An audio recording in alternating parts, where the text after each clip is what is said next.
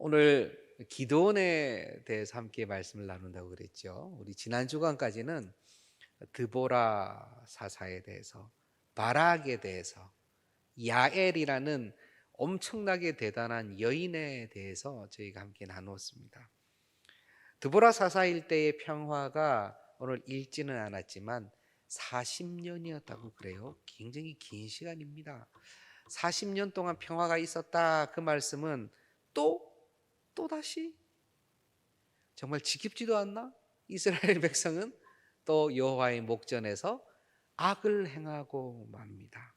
이들의 반복되는 악이요, 이제는 어떻게 보면 당연하게 느껴지기도 할 정도로 계속 순환적으로 반복하여서 악을 행합니다. 내 마음속에 정말 너무하다, 이스라엘 백성 진짜 심하다라는 생각이 들려고 할 때 우리가 어떻게 생각하기로 했죠? 이게 바로 내 모습이다. 이게 내 모습이다. 사사기를 보면서 진짜 너무하네 라는 생각이 들려고 하실 때, 이게 나의 진짜 모습이다, 그렇게 생각하시면 돼요. 사실 정말 억지로 그렇게 생각하는 것이 아니라 정말 그렇습니다. 이게 내 모습이구나. 신 앞에 선 단독자라는 얘기를 누군가가 했죠. 유명한 철학자 킬커그가 했습니까? 신 앞에 선 단독자라고 하는 것은 하나님 앞, 물론 그분은 하나님을 포함한 여러 신을 얘기했지만 절대자 앞에서의 단독자인데요. 신 앞에 선 단독자라는 것은 우리의 경우는 하나님 앞에서 서 있는 나 자신이에요. 여기서 나 자신은 나의 배경, 나의 지식, 나의 옷, 내가 가지고 있는 무엇인가 보여드릴 만한 것, 그거 싹 다 어떻게 보면은 절대자 앞에서는 무용지물이잖아요. 지식이 절대자 앞에서 무슨 소용이 있습니까? 연수가 무슨 소용이 있고 강건함이 무슨 소용이 있습니까? 영원이라는 시간 속에 아무것도 내세울 것이 없고 옷도 거추장스럽게 입을 필요도 없고 완전히 그냥 신 앞에 서 있는 거예요. 존재 자체가 서 있는 것입니다. 그가 얼마나 초라하고 비참할지요. 아무것도 아닌 숨 쉬는 존재. 그 숨도 템포러리, 잠시 이 코에 능력을 주셨을 때까지 쉬고 그 다음에 어느 순간 멈춰야 되는 그런 가련한 존재가 바로 우리라는 거예요. 우리가 사사기를 보면서 이스라엘 열왕의 악함을 보면서 저건 정말 아니지라는 생각이 들 때마다 나도 특별한 상황에 특별한 시간 속에 얼마든지 그럴 수 있다라는 생각을 하기를 원해요. 그럴 때 우리의 마음이 겸손해집니다. 아니야, 나는 절대 그렇지 않아. 어떤 시험이 와도 나는 넘어지지 않아. 어떤 유혹이 있어도 나는 넘어가지 않아. 아니요, 당해보지 않으면 모릅니다. 겪어보지 않으면 장담할 수 없습니다. 6번 안 넘어갔다고 해서 7번째 또 안 넘어간다는 보장이 없습니다. 늘 경책하고 경계하고 주의해도 넘어질 수 있는 게 우리예요. 넘어졌다는 것을 당연한 것으로 괜찮아라고 쉽게 받을 수는 없지만 우리야말로 다른 이들의 넘어짐을 위해서 다시 일어서기를 위해서 간절히 진심으로 기도할 수 있는 자가 우리고요. 왜냐하면 우리도 연약하니까. 우리의 연약함에 대해서 그대로 또 고백을 할 수 있는 것도 우리입니다. 우리의 연약함을 이야기할 때 많은 사람들은 수치스러움을 느낍니다. 그러나 우리는 우리가 다 연약한 줄 알기 때문에 그 수치가 조금 적어요. 많은 사람들은요, 자신의 연약함을 얘기하면서 때로는 이상하게 자랑스럽게 얘기합니다. 내가 이렇게 연약하고 어렵게 살았어. 마치 출소한 지 얼마 안 되는 분이 버스에서 이렇게 제가 몇 년 동안 어디서 열심히 형기를 살아서 굉장히 슬픈 표정을 짓고 하지만 전부 다 두려움을 느끼잖아요. 자신의 약함이나 어려움을 당당하게 얘기하는, 근데 이제 그게요, 간증을 또 많이 하다 보면 어느 사이인가 그것을 내가 나를 표현하는 방법으로 조금씩 즐기는 듯한 내 자신도 발견하게 돼요. 우리가 다 조심해야 됩니다. 간증을 제 안에 어려움을 제가 부족함을 막 얘기하는데 하다 보니까 말의 기술도 늘고요. 막 이렇게 막 은혜를 끼치는 방법도 알게 되고 그래서 제가 간증을 하는 것이 매우 매우 중요하거든요. 우리 안에 우리의 신앙의 고백을. 그런데 또 한편으로는 늘 조심할 필요가 있어요. 조심할 필요가 있어요. 오직 영광을 받으시는 누구십니까? 우리 하나님이세요. 간증을 하다 보면 자꾸 내가 이래가지고요, 제가 그렇게 했는데요, 내가요, 제가요 하면서 자꾸 영광이 자꾸 어디로 오냐면 나한테로 자꾸 모으는 것을 나도 모르게 그렇게 된다고요. 그러니까 사람은 연약함을 고백할 때에 한쪽으로 수치스럽게도 고백하기도 하고 어떨 땐 당당하게 막 이렇게 자랑스럽게도 고백하는 경향이 한쪽으로 치우치기가 너무 쉬운 경향이 있는데 우리 그리스도인이야말로 가장 정직하고 순결하고 그래도 순결하고 그리스도 앞에서 준비가 되어서 간증할 수 있고요. 그리고 연약한 이를 그렇게 진심으로 품어줄 수도 있는 거예요. 저는 우리 동산의 공동체, 우리 귀한 형제 자매들께서 다른 형제 자매의 연약함을 잘 안아주실 수 있기를 앞으로도 지금까지 그렇게 오셨지만 이후에도 그렇게 잘 안아주실 수 있기를 간절히 소원합니다. 제가 하도 이스라엘이 여호와의 목전에서 악을 행했다는 게 벌써 7번 나오니까 저도 막 분노가 일어나려다가 제가 이걸 적어놨어요. 이것이 아니다. 이것이 바로 내 모습이고 누군가 안아줘야 된다면 누가 안아줘야 돼요? 우리가 안아줘야 돼요. 베드로가 실수 몇 번 할 때까지 안아줘야 된다고요? 70번이? 7번? 7번이 70번? 어쨌건 숫자로는 490번입니다. 어떤 분은 또 그렇게도 얘기하시죠. 490이라는 건 영원한 건 아니야. 그래도 숫자가 있다는 거야 라고 말씀도 하시지만 그래도 받아줘야 되는 것은 성숙한 우리들이에요. 이스라엘은 결국 이렇게 여호와의 목전에서 악을 행하고 미디안의 손에 넘어갑니다. 이 미디안이라는 족속이 참 대단해요. 모세가 미디안 광야에 있었잖아요. 한참 이 나사렛 지역, 이 갈리 사해에서도 더 밑에, 더 홍해 옆에, 홍해 옆쪽에 있는 그쪽에 미디안 지역. 이 사람들이 이스라엘이 파종할 때만 되면은 아말렉 사람, 동방 사람하고 결탁을 해가지고요, 다 이리로 올라와가지고 그냥 파종한 것을 다 가져가는 거예요. 그냥 싹 쓸어 가버리는 것입니다. 사람의 수가 메뚜기 떼와 같다라고 성경은 얘기하고 있고 그들이 가지고 있는 낙타가 무수하다고 얘기해요.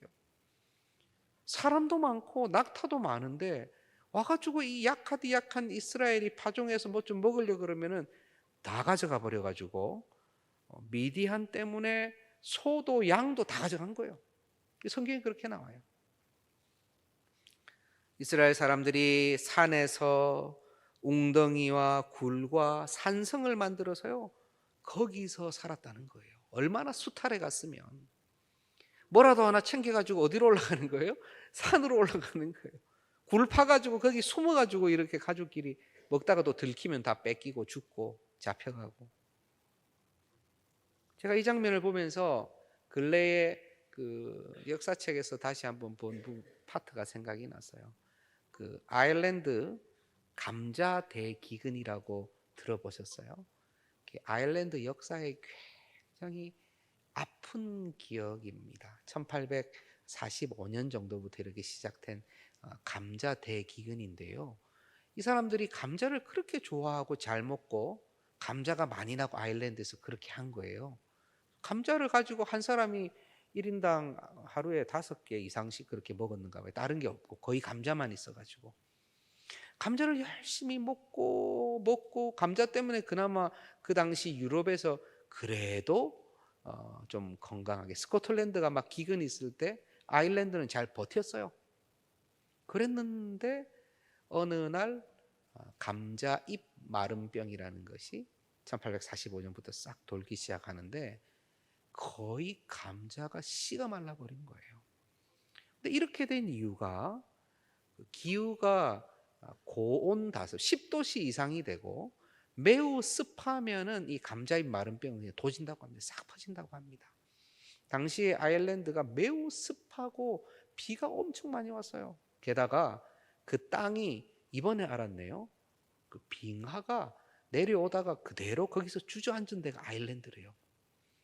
그래서 그 뭐죠? 그 잔디가 나 있고 막 이런 숲으로 돼 있는 길을요 가가지고 발을 세게 땅을 콱 밟으면은 물에 쏙 들어가듯이 물이 쫙 올라온다는 거예요.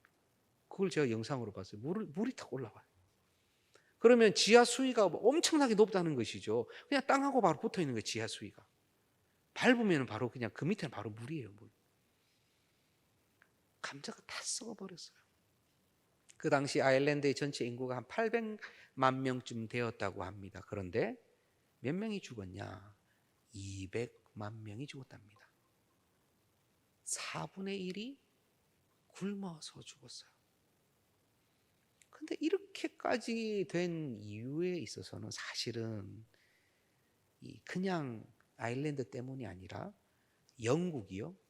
그 전에 아일랜드를 수탈을 해갔는데 그냥 씨도 안 남기고 다 수탈을 해갔어요. 뭐 하나 남겨뒀냐? 감자 하나 남겨뒀어요. 감자 하나. 감자는 영국이 안 좋아했대 그때요. 지금은 포테토 칩이 거기서 유명하지만 그때는 감자는 아주 안 좋아하는. 감자는 뭐 마음대로 먹게 해주고 나머지는 다 가져간 거예요. 아일랜드는 열심히 감자만 가지고 심고 거두고 했는데 감자가 수확이 굉장히 잘 된다 그러네요. 저는 잘 모르는데 여기 적혀 있더라고요. 농부 아저씨들도 그렇게 얘기를 하더라고요. 그런데 현대에서 왜 이렇게 입마른 병이 이렇게 돌았냐 생각을 해보니까 연구하시는 분들이 그 땅을 다른 품종으로 좀 돌려가면서 해야 되는데 계속 같은 품종으로 계속 돌면은 거기가 그렇게 된다 그러더라고요. 병이 도지고 그게 열매가 안 맺히고 막히고. 저는 그 역학을 잘 모르겠습니다만 그게 맞나요? 예, 그렇게 얘기를 하시더라고요. 그 당시에 몰랐겠죠, 그런 부분들을요. 어쨌건 지금 그들이 200만 명이나 죽는 데 있어서는 그 전에 영국의 수탈이 너무 심했고, 그래서 아일랜드가 이렇게 굶어 죽을 때 영국한테 도와달라고 했는데 안 도와줬어요. 오히려 도와주는 원조까지도 다 막았어요. 그 일 때문에 2000 몇 년도죠. 그때 그 영국 총리가 공식적으로 아일랜드에게 사과도 했었어요. 그때 그 일은 정말 잘못된 일이다라고 사과까지 했다 그럽니다. 그만큼 수탈을 하고 나서의 그 잔혹함이라는 것은 말로 다 할 수 없는 것이거든요. 그래서 아일랜드는 남아있던 600만 명 중에 200만 명이 그 당시 그래서 미국으로 이주를 하게 됩니다. 미국으로 다 이주를 하게. 타이타닉도 그래서 거기서 나오는 거죠. 다. 우리도 마찬가지로 일제시대에 그렇게 수탈을 당했죠. 다 빼앗겼죠. 얼마나 비참한 삶이 진행이 되는지 몰라요. 제가 왜 이 이야기를 드립니까? 이스라엘 백성이 미디안에서 이 메뚜기 떼와 같이 올라와 가지고 다 가져가는 바람에 먹지도 못하고 굶어 가지고 얼마나 많이 죽었겠어요. 얼마나 많아 서글펐겠어요. 비참하기 그지없죠. 정말 하나님의 징계이기는 하지만 미디안도 나쁜 족속이고 결국 그들은 또 부르짖고 하나님께서는 선지자를 보내주십니다. 선지자는요 이스라엘을 이제 책망해요. 애굽에서 구해주고 아모리 땅의 신들을 두려워하지 말라고 했는데 너희가 아모리 땅의 신들을 두려워해서 그들을 너희 신으로 삼지 않았느냐? 너희가 내 목소리 듣지 않았느냐? 이런 얘기들을 선지자가 하나님의 사자가 와서 하는 것입니다. 그리고 나서 장면이 딱 바뀌면서 어떤 장면이 나오냐면 오늘 이 장면이에요. 기드온이 밀을 타작을 하는데요. 어디서 하고 있었냐면 포도주 틀에서 하고 있었대요. 그 당시 밀을 타작하는 방법은 이렇게 아주 넓은 바깥에다가 막 펼쳐놓고요. 그 다음에 지난번 우리 기독교 그 뭐죠? 그 연구소인가요?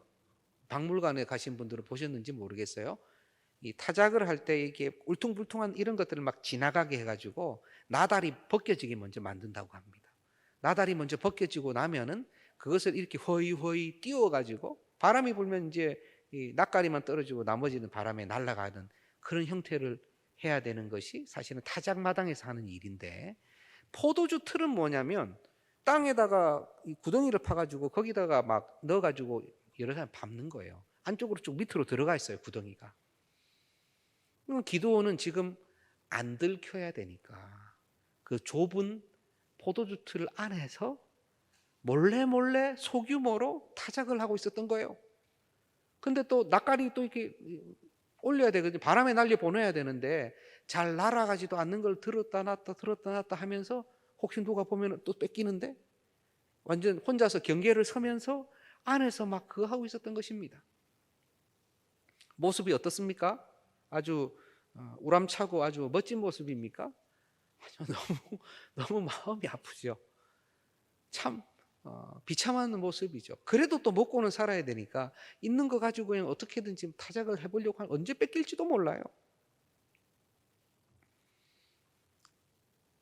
그런데 이렇게 처참하고 민망하고 처량하고 분노가 쌓이는 이 상황에서 아마 기드온은 막 화를 내면서 막, 조금 전에 우리 기드온 그 대화를 들어보셨잖아요.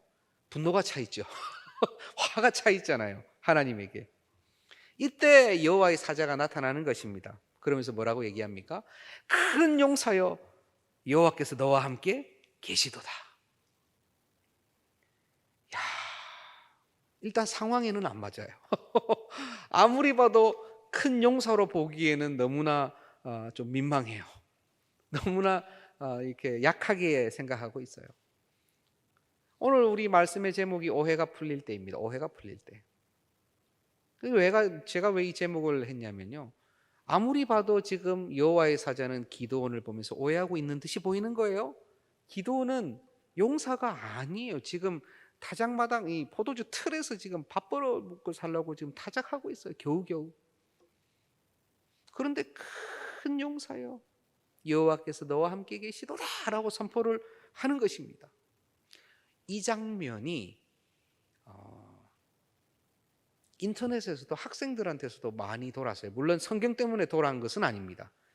오락 때문에 많이 돌았어요. 오락에서 보면은 그런 장면이 많이 나와요. 일반인인데 이 사람을 용사라고 해서 채용을 하면 한순간에 이 사람이 용사로 샥 바뀌어가지고 그 게임 안에서 막 활동을 하는 거예요.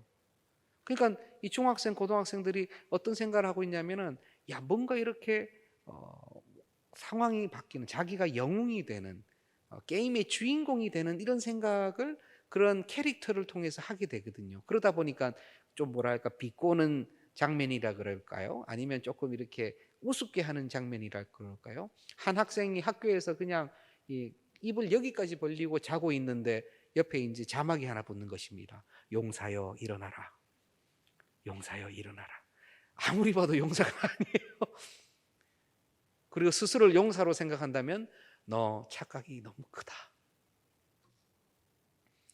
그런 것이 어떻게 보면 자기 비하일 수도 있죠. 제가 이걸 옛날에 우리 아이들 통해서 봤어요. 아빠 이게 용사래, 스스로 용사래. 다른 아이들이 용사여 일어나세요, 저를 구해주세요, 뭐 이런 얘기를 듣고 웃기다는 거죠. 그 장면 자체가 제가 봐도 웃겨요. 근데 지금 보니까 성경이 지금 그 장면인 거예요. 너무 초라한 이 장면에 여호와의 사자가 와서 큰 용사여, 여호와께서 너와 함께 계시도다. 우리는 아니까 아멘 하는데 기드온은 아멘이 안 되는 거예요. 이 기드온이 뭐라 그럽니까? 좀 전에 제가 한번 읽어드리겠습니다. 기드온이 그에게 대답하되, 오 나의 주여, 여호와께서 우리와 함께 계시면 어째서 이런 모든 일이 우리에게 일어났습니까? 여호와께서 나와 함께 계신다고요? 그런 것 같지 않은데요. 이런 일들이 일어난 것 보니까 no way, 전혀 그렇지 않은 것 같습니다. 우리 조상들이 일찍이 우리에게 이르기를 여호와께서 우리를 애굽에서 올라오게 하신 것이 아니냐 이겁니다. 여호와께서 애굽에서 올라오게 하신 것이 아니냐 하는 그 모든 이적, 이적을 보여주면서 봐라 여호와께서 애굽에서 우리를 구원해내셨다. 이 이적 보이지? 이 이적 보이지? 하는 그런 이적이 지금 어디에 있습니까? 여호와의 사자요, 그런 이적들이 지금 어디에 나타나요? 여호와께서 우리와 함께 계시는 거 맞습니까? 저는 그렇게 생각 안 합니다 라는 얘기를 기드온은 하고 있는 거예요. 당연하다고 생각합니다. 그는 지금 분노하고 있고 처량한 신세에 떨고 있기 때문에 그래요. 그런데 나중에 생각해보면 기드온은 지금 이 상황을, 하나님을 똑바로 알고 있는 것입니까? 그도 역시 오해하고 있어요. 큰 오해를 하고 있죠. 오해와 오해가 나고 있습니다. 그런데 선지자는 그를 향하여 말씀하기를 너의 힘으로 이스라엘을 구원하라 라고 이야기를 합니다. 제가 다시 읽어드릴게요. 여호와께서 그를 향하여 이르시되 너는 가서 이 너의 힘으로 이스라엘을 미디안의 손에서 구원하라. 내가 너를 보낸 것이 아니냐. 아니 힘도 없는데 네 힘으로 구원을 하라라고 또 얘기를 해요. 계속된 오해처럼 보입니다. 나중에 오해는 아니지만.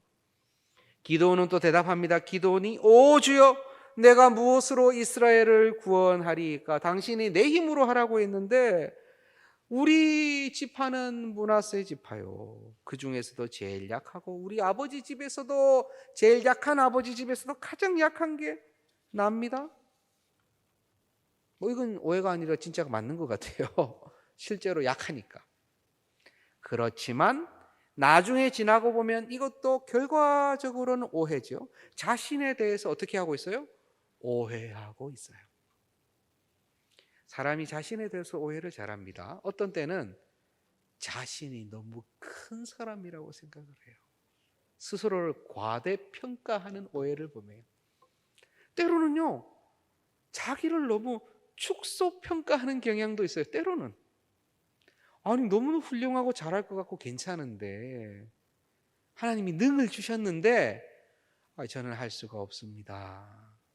저는 그렇게는 안 살아봤습니다. 이거 송충이는 솔잎을 먹어야죠. 솔잎이 얼마나 비싼데 요즘.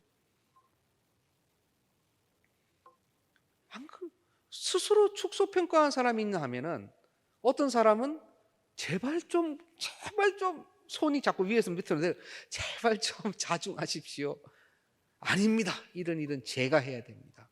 저는 할 수 있습니다. 할 수 있다 3번이면 못할 게 어디 있습니까? 지금 기드온은요 스스로를 축소평가하고 있습니다. 오해가 불러오는 손해는요 굉장히 엄청납니다. 언제 오해를 크게 한번 당해보셨어요?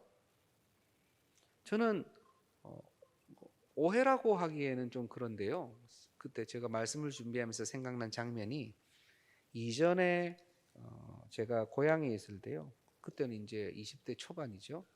그 밤길에 이렇게 걸어가는데 앞에 여자분이 이렇게 걸어가고 있었어요. 제가 몰랐습니다. 방향이 같으니까 이제 걸어가는데 그냥 또 남자가 걸음이 좀 더 빠르지 않습니까? 이렇게 가다 보니까 제가 좀 더 점점 빨리 가게 된 거겠죠. 여자분이 타닥타닥 더 빨리 가시더라고요. 그래서 순간적으로 오해할 수 있겠다. 얼마나 무섭겠냐.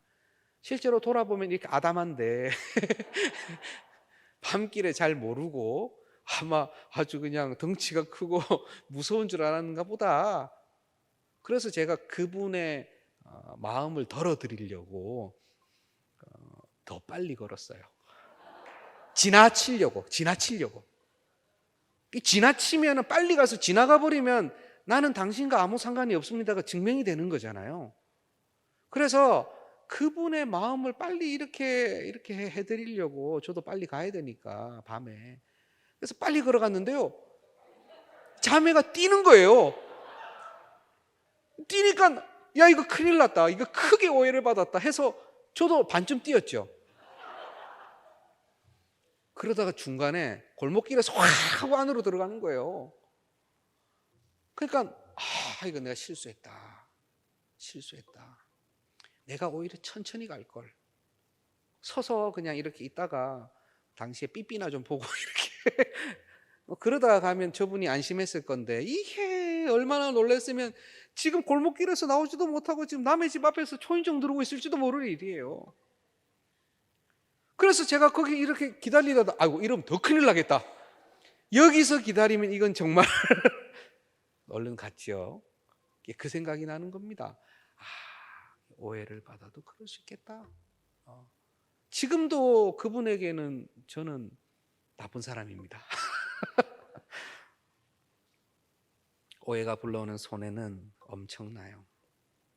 제인 오스틴의 오만과 편견이라는 책에 보면요, 오해 때문에 사랑이 안 이루어지려다가 이루어지죠. 그런데 이런 오해는 모든 극이나 뮤지컬이나 다 나오는 오해, 그리고 다 풀려질 오해라고 한다면 생명이 오가는 오해도 있는 것입니다. 예수님의 하나님의 사랑을 오해했을 때에 달란트를 받은 종이 하나님을 오해했을 때 그는 달란트도 뺏기고 영원히 어두운 데서 이를 갈아야만 했어요. 하나님께서 해치지 않은 곳에서 모으시는 분인 줄 알고 아무것도 준비 안 해놓고 가져와. 나한테 준 거 없지만 너는 나한테 상납해. 이런 분으로 하나님을 오해했을 때 그는 가지고 있는 달란트도 빼앗겼어요. 천국이 없다 하는 사두개인은요, 형이 죽었는데 그 동생이 결혼했고 동생도 죽고 그 삼동생도 죽고 사동생도 죽고 7명이 다 죽었을 때 나중에 천국 가면은 이 계대 결혼이죠. 형사치수제지 않습니까? 이 여인의 남편은 누가 됩니까? 라고 사두개인은 천국을 믿지 않아요. 예수님에게 천박한 질문을 했습니다. 그때 예수님께서 말씀을 하세요. 아하, 너희가 하나님의 능력을 알지 못함으로, 성경을 알지 못함으로 크게 오해하였구나. 천국에서는 지상과 같이 그런 결혼의 상태가 되지 않는다. 하나님은 죽은 자의 하나님이 아니다. 하나님은 아브라함의 하나님, 이삭의 하나님, 야곱의 하나님이라고 우리가 부른다면 그들이 지금 살아있다, 죽어있다? 살아있다. 산자의 하나님이시다라고 우리 예수님께서 말씀해 주세요. 사두개인이 천국을 오해하였을 때는 그들에게는 천국이 허락되지 않는 거예요. 오해도 적당히 해야 되고요. 오해도 상황 봐가면서 해야 되는 것이 오해입니다. 기드온은 오해의 사나이예요. 스스로 하나님의 사람이 아니라고 생각했어요. 그건 오해였어요. 하나님이 함께 계시지 않는다고 생각했어요. 오해였습니다. 기적은 하나도 일어나지 않는다. 애굽에서 넘어올 때 그 기적이 여기 어디 있습니까? 그렇게 물었지만 하나님의 기적의 역사는 지금 바로 자기 앞에 있는 거예요. 하나님의 사람이 와서 자기한테 얘기하는 게 기적인 것입니다.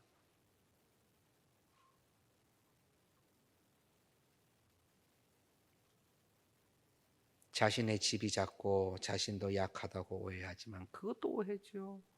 여호와의 사자를 대접하려고 나중에 기드온이 늦게서야 막 잡아가지고요 막 올려놓습니다. 쿡하고 올려놓고 하는데 그때에 여호와의 사자가 바위를 탁 치니까 불이 나와가지고 그것을 다 살려버려요.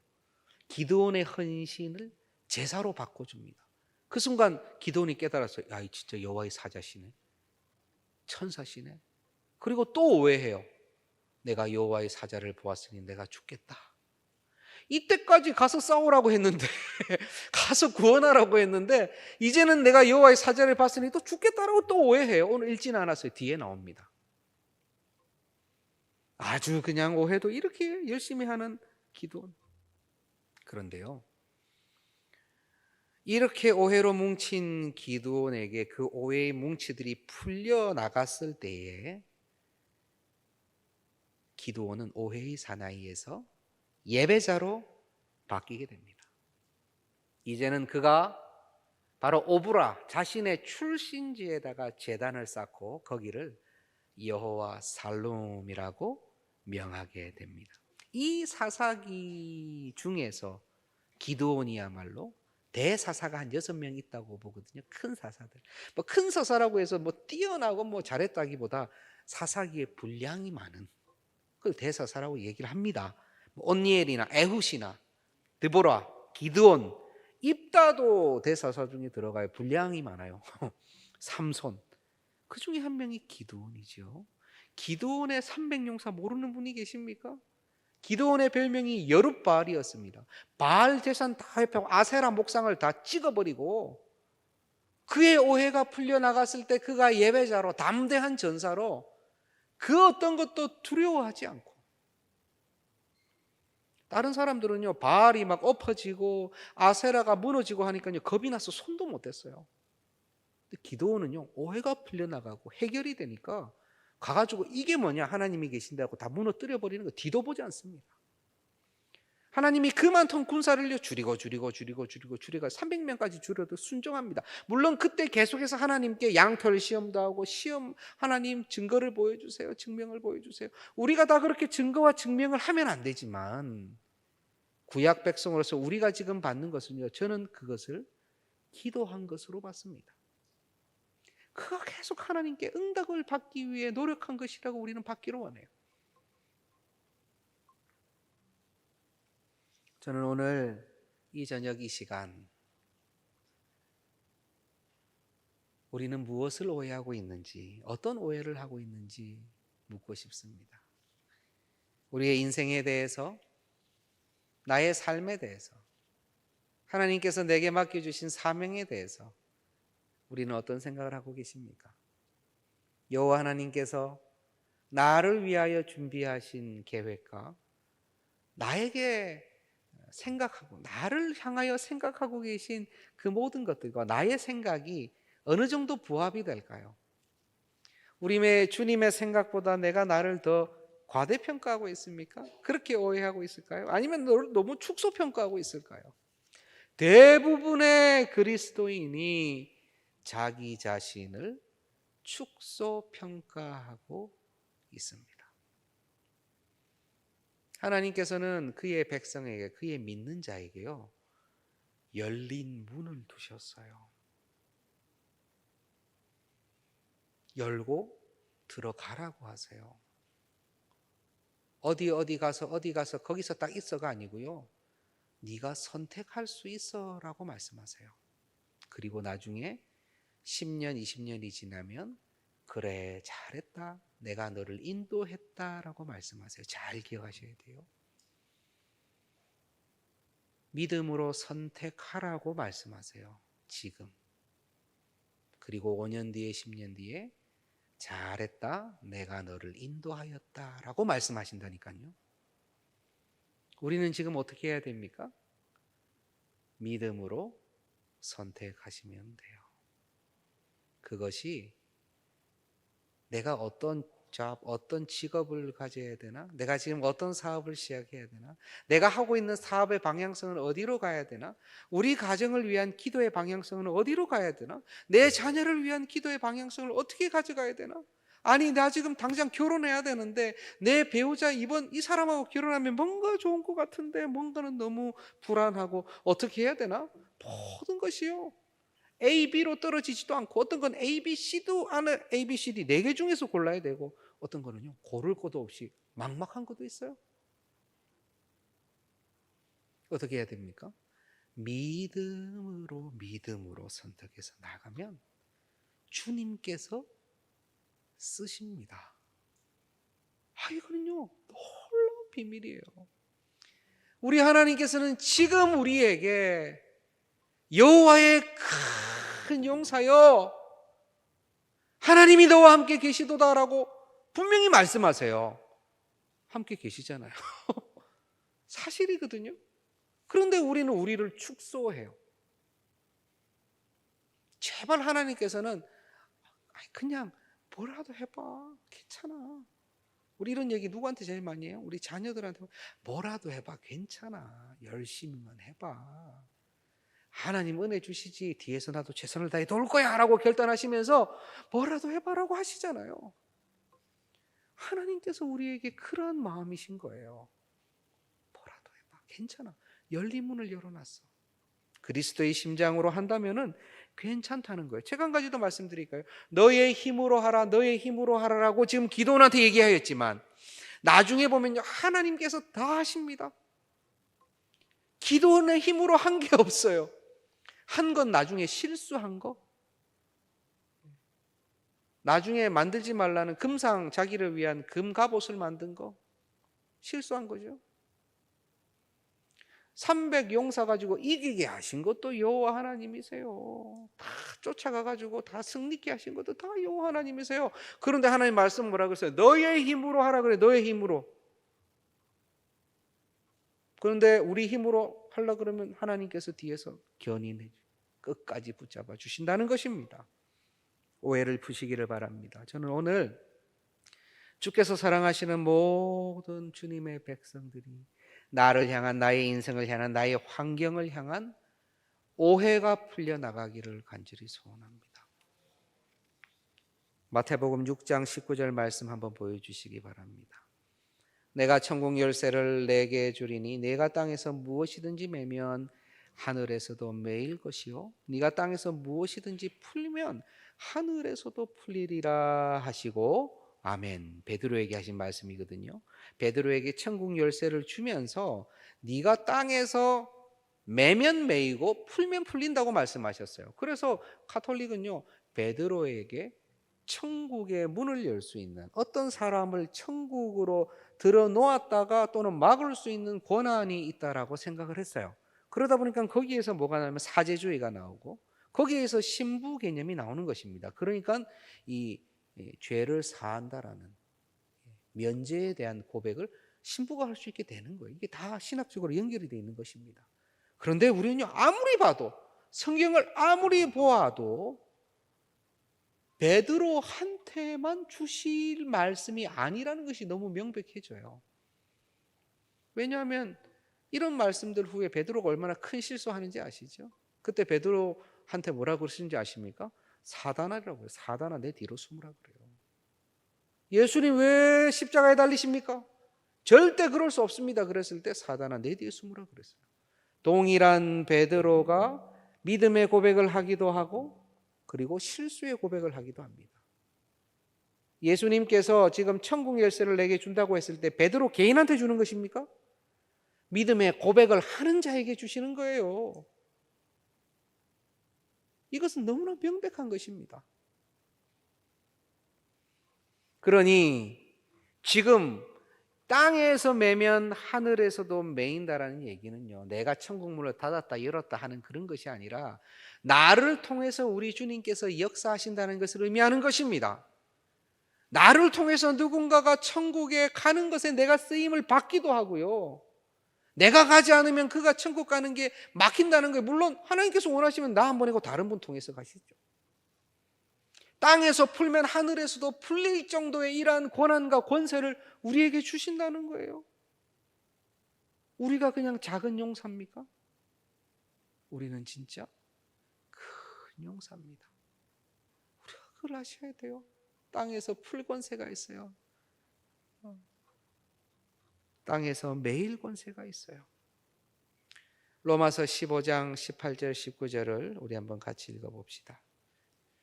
같이 읽겠습니다. 그리스도께서 이방인들을 순종하게 하기 위하여 나를 통하여 역사하신 것 외에는 내가 감히 말하지 아니하노라.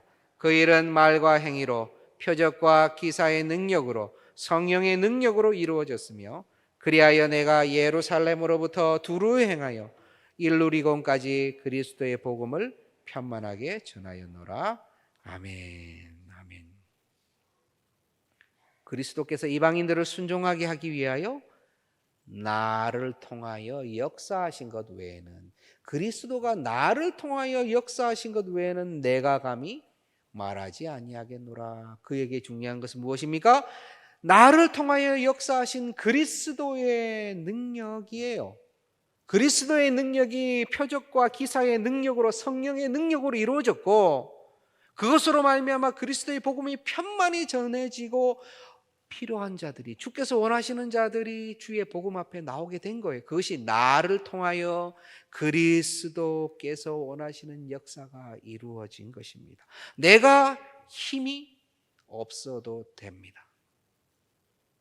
주님께서 저의 귓가에 큰 용사여 너의 힘으로 저들을 구원하라 그러면요, 내가요? 왜요? 그렇게 대답할 것이 아니라 큰 용사라는 단어에 대한 오해를 푸시고 나의 힘으로라는 오해를 푸시고 하나님께서 나를 통하여 쓰일 수 있다. 하나님께서 나를 통하여 일하실 것이라는 그 확신을 가지고 나가신다면요. 우리 하나님께서 정말 사명받은 자로서의 우리를 힘있게 사용하실 거예요. 그것이 가장 행복한 것입니다. 넓고 떵떵거리게 쓰이는 것이 아니라 우리 주님의 손에 잡혀가지고 의미 있게 쓰임받는 게 너무너무너무 귀한 거예요. 저는 그렇게 귀하게 쓰임받기를 우리가 다 소원했으면 좋겠어요. 우리 교역자들과 함께 회의하기 전에 회의하면서 시작을 말씀과 기도로 함께 나눕니다. 말씀과 기도로 함께 나누고 요즘 잠언의 말씀을 나누고 있는데요. 함께 교회를 위해서 우리 자신의 목회를 위해서 사역을 위해서 기도하면서 잠시 나눴던 말씀 중에 주님은 나의 최고봉이라는 책이 있죠. 예. 그 책은 오스왈드 챔버스의 그런 여러 가지 오랫동안 모아놓은 산문과도 같은 그런 묵상을 모아놓은 것인데요. 나중에 꼭 한번 보시기를 바랍니다. 영어로도 보시면 더 좋아요. 그런데 그 오스왈드 챔버스의 마음의 고백이 그런 것이었다고 합니다. 내가 주님을 믿고 알게 되었다면 정말 최고로 잘 믿는, 정말 주님께 칭찬받는 최고의 신자가 되고 싶다라는 욕망, 소원이 있었대요. 저는 그것이 너무너무 귀한 것입니다. 너무너무 귀하게 느껴지는 거예요. 제가 우리 같이 나눴습니다. 우리도 목회자로 부름을 받았으면 그냥 목회자가 아니라 주님 보시기에 정말 최고로 착하고 충성된 종아, 진짜 수고했다, 진짜 고생 많았다, 정말 알려지지 않고 누군가 인정해 주지 않더라도 네가 my best다 하는 그러한 칭찬을 들었으면 좋겠다고 같이 나눴어요. 우리가 그런 마음의 소원이 있었으면 좋겠다고 나눴어요. 이왕 물 건너온 거, 이왕 우리가 목회지로 나가서 주님 앞에서 순종하는 거, 최고의 목사로, 전도사님으로, 최고의 전도사님으로 같이 그렇게 나가면 얼마나 좋을까? 그 마음의 소원이 있으면 하나님 어떻게 칭찬하실까? 오늘 이 시간이 주님께서 사랑하시는 권속들의 묶인 것이 모두 풀려나가는 시간이 되기를 소원합니다. 쌓여두었던 오해가 풀려나가는 시간이 되었으면 좋겠어요. 너무 과대평가되면 그것이 내려오고, 너무 축소평가하고 있다면 그것이 올라가서 하나님께서 보시기에 큰 용사여 내가 너와 함께한다라는 말을 아멘 주님 감사합니다라고 받을 수 있으면 좋겠고, 너의 힘으로 저들을 구원하라라고 한 그 말씀에 아멘 주님 공급하시면 할 수 있습니다, 저는 못하나 주님 공급하시면 할 수 있습니다 라고 생각하시고 아멘 하시고 나가셨으면 좋겠어요. 이 자리가요, 저는 너무너무 귀합니다. 세상의 권력자가 여기 계십니까? 온 세상을 떵떵거리며 부를 자랑하는 분이 여기 계십니까? 아니요, 오히려 기도하고 말씀 듣고 사명 감당하기 원하고, 어떻게 보면은 우리의 저런 것도 조금 부족하고 이런 것도 부족하고 이것은 연약하고 저것은 모자라지만 그래도 한 마음으로 함께 기도하고 최고로 주님 사랑하고 주님 가라 하시면 가고 주님 쓰임받기를 소원하는, 그렇게 모여있는 우리 동산의 식구들이 모여있는 여기가 정말 귀한 곳이라는 거예요. 그런 분들이 더욱더 많아지는 우리 동산이 되기를 간절히 소원합니다. 다음 주 특세 기간입니다. 스가랴 말씀을 처음부터 나눌 것입니다. 하나님께서 스가랴 선지자를 통해서 주신 그 말씀들이 우리 안에 새로워지기를 소원하고 기도해 주시기를 부탁을 드립니다.